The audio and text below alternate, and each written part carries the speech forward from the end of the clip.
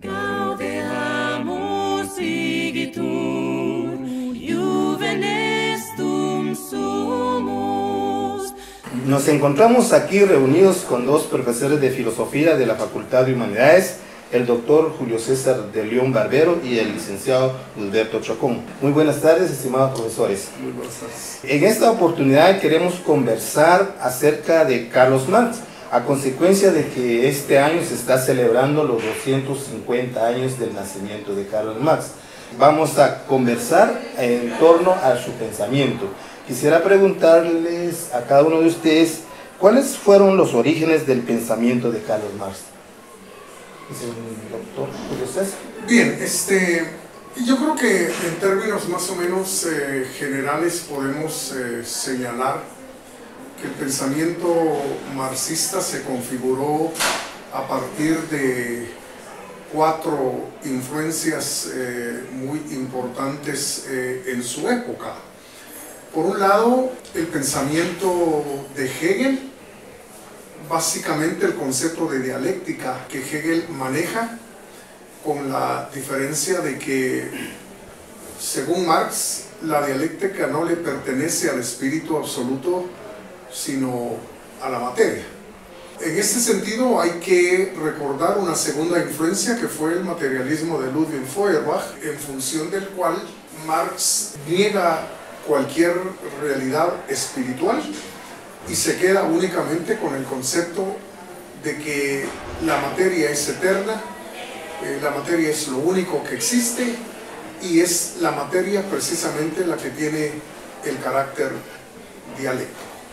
La tercera influencia sobre el pensamiento marxista fue el socialismo francés. Hay que recordar que básicamente el socialismo, como una teoría política y social, es producto de la modernidad y arrancó, podemos decir, fundamentalmente con el pensamiento de Juan Jacobo Rousseau y otros que vinieron después, como Saint-Simon. Y una cuarta influencia que dio origen al pensamiento de Marx fue las teorías, digamos, sobre el valor que los clásicos habían elaborado hacia mediados del siglo XIX. Recordemos que los economistas clásicos son tres: Adam Smith, David Ricardo y John Stuart Mill. Entonces, la teoría del valor que estos elaboraron también le dio origen al pensamiento marxista. Señor Chacón, ¿cuáles serían las ideas centrales del pensamiento de Marx? Antes de contestar la pregunta esta, hay otro elemento que también es importante para comprender el surgimiento del pensamiento marxista. Hay cambios muy fuertes en ese momento en Europa, porque es en Europa donde se está dando ese movimiento. Entonces, ha surgido la revolución industrial y las consecuencias que esta ha tenido a nivel social. Entonces, lo importante es entender que no es una creación estrictamente de Marx, sino que hay otros pensadores, no necesariamente filósofos o economistas, que comienzan a ver este problema del desplazamiento de personas y convertir a las personas simplemente como instrumentos de producción. Entonces aquí hay que ver también a los literatos, que en ese momento la literatura de ese entonces ya está precisamente marcando la miseria y pobreza que se ha generado en varios sectores de la población, fundamentalmente las personas que han emigrado del campo a la ciudad, creyendo que van a encontrar trabajo en las empresas que en ese momento están surgiendo, como textiles y otro tipo de fábricas que se están dando. Entonces, a la pregunta ya, podríamos decir, Marx tiene un elemento muy importante. Tal vez para mí, uno de los aportes más importantes es el retomar y darle una mejor estructura a un análisis de la sociedad. Explicar por qué la sociedad está como está, pero Marx no se queda en una simple explicación, sino que el fin de él, o muchos de ellos, no es la comprensión. O sea, la comprensión es necesaria, porque no se puede hacer nada sin comprensión o explicación, pero lo importante es la transformación de ese mundo.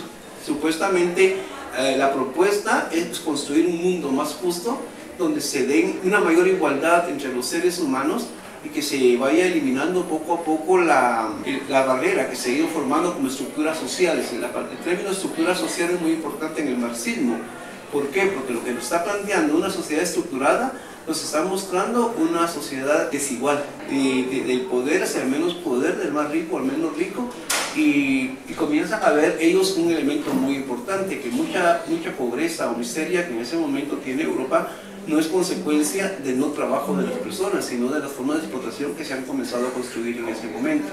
Entonces Marx me da un análisis social, una explicación del por qué está la sociedad como está, y me posibilita una solución de cómo salir de ese problema de miseria que se ha generado en Europa, tanto en Alemania como en Inglaterra en ese momento.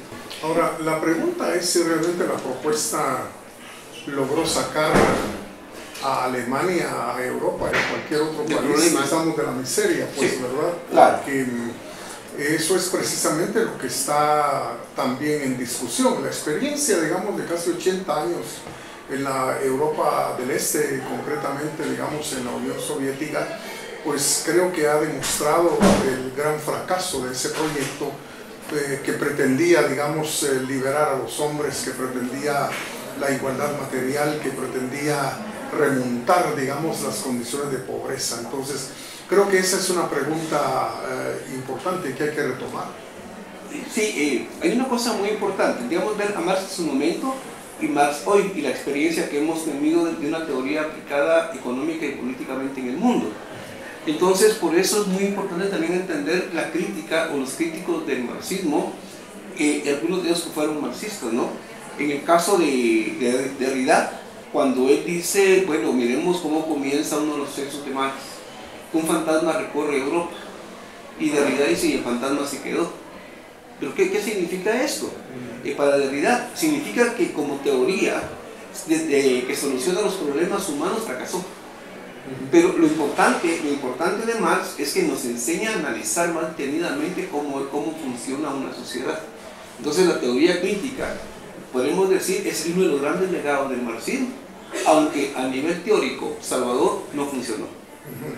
Sí, yo creo que eso es una cuestión importante porque en nuestro medio yo creo que hay mucha gente fanatizada con Marx, ¿verdad? Es decir, yo no conozco gente fanática de Kant, ni fanática de Santo Tomás, ni fanática de Descartes, pero sí conozco muchos que son fanáticos, digamos, del pensamiento marxista.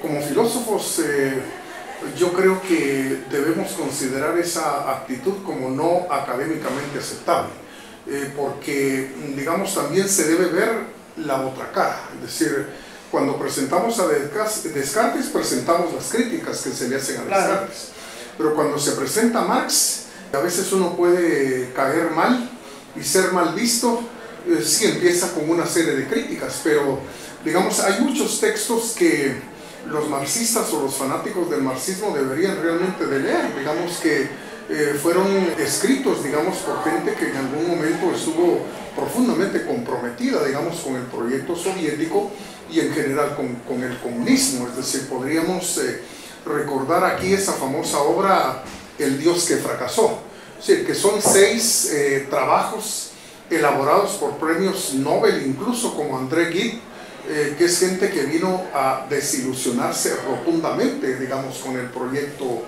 social y económico marxista. Tenemos otra obra, 100 años de socialismo, de Sassoon, donde él analiza, digamos, todo ese tiempo que el socialismo marxista-leninista estuvo vigente en Europa del Este. Recordamos también, digamos, esa importante obra El opio de los intelectuales, que me parece a mí que es una obra muy importante, ¿verdad? Por no mencionar otras como ¿Por qué no hay socialismo en los Estados Unidos?, de este economista muy famoso. Es decir, demuestra cómo, digamos, el discurso marxista en el contexto norteamericano no tiene ningún sentido ni ninguna razón de ser. Esos textos están en internet y creo que no hay excusa para no leerlos y confrontar definitivamente un pensamiento filosófico como lo hacemos con cualquier otro. Es decir, que Marx no hizo una crítica a la economía en su tiempo. Es una crítica a la sociedad que construye. Y eso es lo importante de Marx, ¿verdad? Por eso decía que lo importante es que nos enseña, aunque realmente no es Marx, es un elemento anterior a Marx, pero él, lo importante es cómo lo va a estructurar. Entonces hace una crítica, o digamos mejor, un análisis a la sociedad, cómo funciona la sociedad, para poder explicar por qué ese mundo está como está. El problema es que propone una receta, y la receta se comienza a ver como la única posibilidad de salvación a los problemas humanos.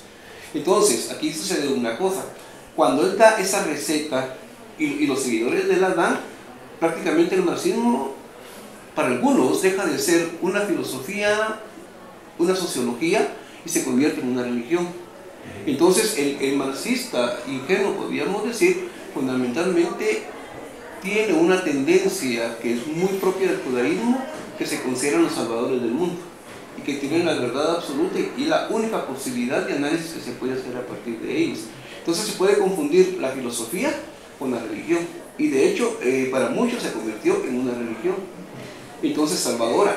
Pero el problema es que no puede ser una religión, ni puede ser la solución última.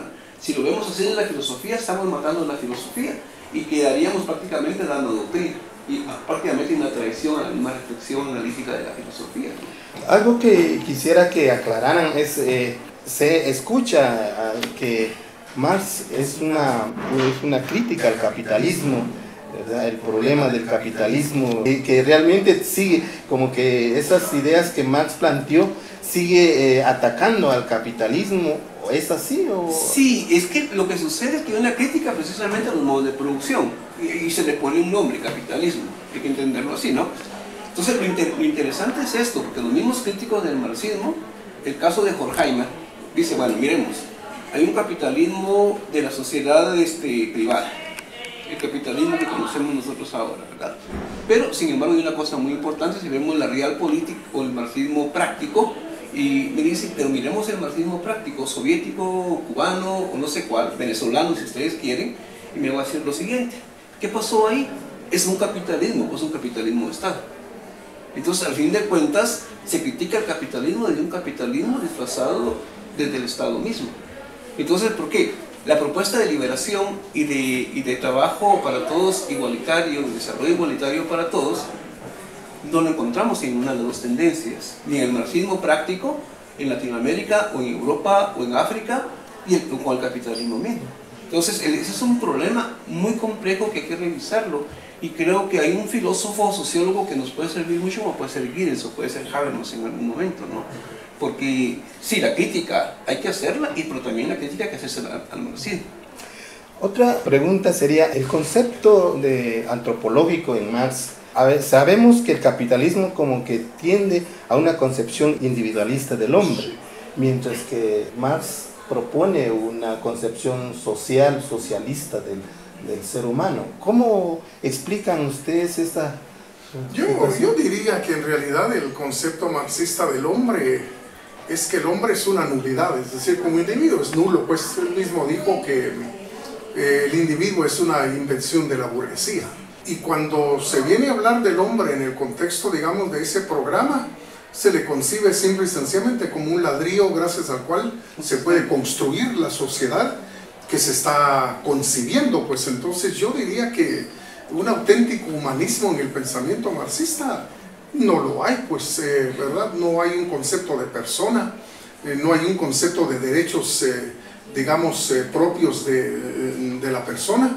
De suyo, el marxismo no hizo ningún aporte a la filosofía del derecho, sencillamente porque parte, digamos, de la idea de que las leyes y el derecho en términos generales expresan simplemente los intereses de la clase dominante, que entonces jamás hubo, digamos, un aporte ni en lo más mínimo al aspecto jurídico de la filosofía del derecho. Y entonces, si partimos realmente de que el individuo es para mí, el único sujeto realmente de derechos, porque las entidades abstractas no pueden tener derechos, ¿verdad? Las clases no pueden tener derechos, únicamente el ser humano como individuo. Entonces estamos aquí ante una propuesta, yo diría que no toma en cuenta al individuo. De suyo hay que recordar los millones de individuos muertos, digamos, en los regímenes comunistas desde desde Rusia, pasando por Cuba, en fin, Alemania Oriental, es decir, en todos lados, un desprecio, digamos, total por la vida humana, de tal manera que el siglo XX va a pasar a la historia como el siglo en el cual gobiernos totalitarios despreciaron rotundamente la vida de millones de seres humanos. Hay una cosa que creo que es importante cuando trabajamos los temas de este tipo, ¿no? Porque hay que diferenciar Marx y los marxistas. Entonces es muy diferente hablar del marxismo en general, porque hay diferentes tendencias, corrientes, y no todos son iguales, no todos interpretan a Marx igual, y a Marx mismo, independientemente de sus seguidores, ¿no? Entonces, en Marx podemos encontrar dos momentos muy importantes, y uno de los más importantes para mí es el del joven Marx, porque es el Marx humanista, que se pierde en el segundo Marx. Entonces, esa es una diferencia que hay que verla, ¿no? Pero estoy hablando del Marx, no del marxismo en ese entonces. Hay un elemento muy importante, ¿no? El caso de Buber. Buber en 1930 escribe un libro que se llama Caminos de Utopía. Un libro muy interesante que yo no le di mucha importancia cuando lo leí en los 70, por varias razones. Él planteaba las causas que iban a derrumbar a la Unión Soviética y a todos los países seguidores de la Unión Soviética, ¿no? En esa época uno decía, esto es imposible, es una corriente que se ha penetrado en el mundo, tiene millones de seguidores, va a transformar el mundo, era lo que se pensaba ingenuamente en algún momento, pero cuando se lee a Buber en ese momento y se interpreta después de 1989, uno ve que todos los postulados que Buber plantea, ¿por qué va a fracasar el marxismo real? Cabal. El problema del olvido de la persona, y convirtiéndolo en un ser inexistente y dándole prioridad a cosas que no existen, por ejemplo el Estado, porque el Estado es un abstracto, no es un elemento real tampoco, ¿verdad? Entonces yo creo que hay un legado, sí, pero no podemos repetir a Marx como que si fuera la única posibilidad de análisis social que hoy tenemos. Hay otras posibilidades que hoy se ven, ¿no? Entonces, el problema es cuando nos fanatizamos con una corriente, como decía el doctor en este momento, o confundimos una visión crítica del mundo con una visión religiosa del mundo. Y recordemos que la religión tiene como fin la salvación, y el marxismo en el fondo político tiene como fin la salvación. ¿Por qué? Porque el mismo Marx, recordemos que es judío, aunque no practicaba una religión judía, tenía todo el bagaje de la cultura judía, de un elemento de profeta, ¿no?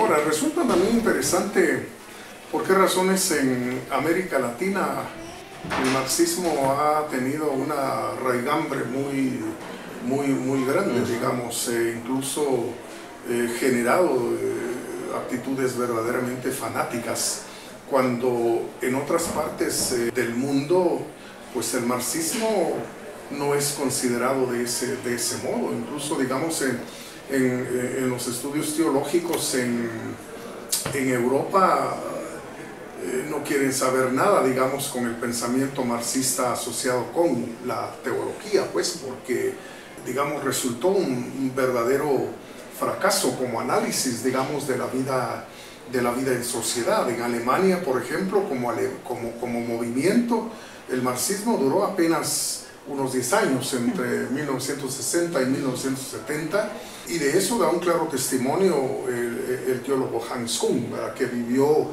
precisamente la crisis generada por el marxismo como movimiento social en Alemania, tocando las universidades, el sistema educativo, en fin, en 10 años eso estaba completamente superado, pero digamos en América Latina, tal vez por nuestra propia idiosincrasia, de la cual el licenciado Chocón puede hablar un poquito de por qué esa tendencia, digamos, de América Latina hacia discursos, primero, salvadores, ¿verdad?, hacia líderes que se consideran redentores, ¿verdad?, y que terminan siendo, en una sola palabra, caciques, pues, ¿verdad?, dicho en última instancia, pero no sé si quieres agregar algo. Pues solo quería, ya que mencionas a Hans Kuhn, creo que el libro a que te refieres se llama ¿Existe Dios? Es un libro muy interesante donde hace un análisis tanto de la psicología del mismo Marx y de los marxistas y las implicaciones en Europa. Este libro creo que vale la pena, pero pensaba en otro alemán. Hablemos de la tierra de él, ¿no? Y las consecuencias en América Latina son muy diferentes definitivamente. Sí, por ejemplo, encontré el libro de Habermas que se llama que hay que revisar el marxismo, porque ya el marxismo hoy no responde a las situaciones en que hoy en el mundo se desenvuelve, ¿no? O sea, recordemos que ellos vienen de una tendencia marxista, pero no son radicales, son críticos, y por eso no les gustan los marxistas radicales. Entonces el libro se llama precisamente Hay que revisar el marxismo, un libro que vale la pena. Y ahora para el aniversario del nacimiento de Marx en Berlín fue muy interesante porque estuvieron desfiles, unos celebrando el nacimiento de Marx y otros criticando a Marx. Y uno de los carteles que iban alemán, en una de las caminatas que se hicieron en Alemania, decía millones de muertos tras de Marx. Entonces, claro, ¿verdad? No se pelearon, se encontraron dos grupos, eran opuestos, pero prevaleció el respeto a la persona. Eso en Guatemala no lo podemos ver ni en América Latina, porque normalmente en el marxismo latinoamericano hay una manipulación psicológica que se hace muy fuerte y se manipula muy bien rencores y odios, y entonces no es posible un diálogo cuando eso está presente. Aquí hablamos de diálogo con el garrote o la pistola a un lado, no importa de qué corriente se sea. Entonces es un elemento que no tenemos. Ahora, en América Latina lo interesante es que los mismos problemas de miseria y pobreza es un caldo de cultivo para ese tipo de corrientes, definitivamente. Recordemos la misma teología de la liberación, el papel que jugó, digamos, con Leonardo Boff y Gutiérrez en América Latina. Fue muy fácil manejar a las personas. Y entonces, claro, ¿verdad?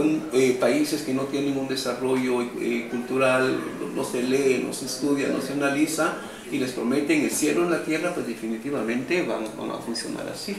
Y recordemos cómo se generó todo esto en América Latina. Entonces Europa es muy diferente a nosotros. Claro, dejó millones de muertos definitivamente en todos los bandos, porque no podemos decir que solo hubo muerte del lado de la derecha, sino también de la izquierda. Y los dos son criminales en el fondo, ¿verdad? Pero sí creo que no tenemos el suficiente tiempo para explicar los procesos latinoamericanos en la teología de la liberación emparentada con el marxismo en este momento. Ahora, yo creo que sí hay que señalar algunos errores, digamos, que perviven en el pensamiento marxista hasta el día de hoy, como por ejemplo la teoría de la explotación. Es decir, la teoría marxista de la explotación está fundamentada en la teoría del valor de los clásicos. Esa teoría del valor es una teoría objetiva del valor que dio sitio al surgimiento de la teoría del valor trabajo. Esta teoría del valor fue superada, digamos, a raíz de 1871, cuando economistas como Leon Walras, Carl Menger y William Stanley Jevons demostraron que en realidad el valor surge del sujeto, es decir, no es algo que le pertenece al objeto y que nada tiene que ver con las horas socialmente necesarias para producir los bienes, como Marx lo dice, sino que el valor es la apreciación que el sujeto tiene por los bienes, por las mercancías. Sus deseos y sus anhelos determinan realmente el valor que los bienes van a tener. Entonces, en el pensamiento marxista hay una confusión, digamos, entre valor y coste de producción, ¿sí? Cuando en realidad son dos cosas completamente diferentes. Ahora, si ya se ha demostrado que la teoría objetiva del valor y la teoría del valor trabajo son falsas, entonces la teoría de la explotación marxiana se viene al suelo, definitivamente. Otro error que se le ha restregado, digamos, en la cara al marxismo casi desde siempre es la idea de que alguien pueda predecir qué es lo que va a ocurrir en el futuro, porque conoce supuestamente las leyes que gobiernan la historia. Es decir, si la historia realmente es el ámbito del espíritu, de la libertad, de lo infinitamente posible, entonces no hay quien pueda tener una bola de cristal, como lo hizo Marx, para garantizar que después de esta etapa viene otra y finalmente viene aquella. Es decir, nadie tiene realmente la potestad de conocer cuál es el rumbo y la ruta, digamos, que la historia realmente va a tener. Entonces yo creo que es muy importante señalar esos errores que todavía viven, digamos, como parte del pensamiento marxista en términos generales. Si todo pensador, no importa quién sea, podemos decir que es hijo de su momento histórico. Entonces hay influencias que en ese momento son muy fuertes, como diría Luckmann en algún momento, ¿no? Lo que nos van a sujetar en términos sujeto que está sujetado a algo. ¿Qué es lo que me sujeta? Todas las creencias y formas de pensar que hoy existen en este momento. Eso es lo que me da mi ser. Entonces, cuando se lee una obra filosófica, o cualquier obra literaria, filosófica, el autor mismo son parte de una circunstancia histórica. Y en ese sentido es muy importante esto. No puedo sacar a Marx del contexto ni su obra del contexto. Todo está dentro de un contexto. Cuando yo saco al filósofo, al sociólogo, al economista de su contexto, vamos a imaginar que estamos hablando del siglo XIX, y lo quiero ver desde hoy, con valores de hoy, creo que no se cometen muchos errores en la interpretación, porque no estoy tomando el contexto, el problema de la hermenéutica, ¿no? Entonces, el problema que tú mencionas es muy importante verlo desde su mismo contexto. ¿Cuáles eran las corrientes de pensamiento dominantes? ¿Qué estaba pasando en ese momento? ¿Qué está surgiendo esta forma de pensamiento? Vamos a encontrar la fuerza del positivismo y las ideas biológicas que en ese momento se están desarrollando. Pero el problema que se dio con Marx y muchos de ellos es que las ideas biológicas de un cuerpo vivo, un organismo vivo, se le implantaron a la sociedad como un elemento, y eso no es así.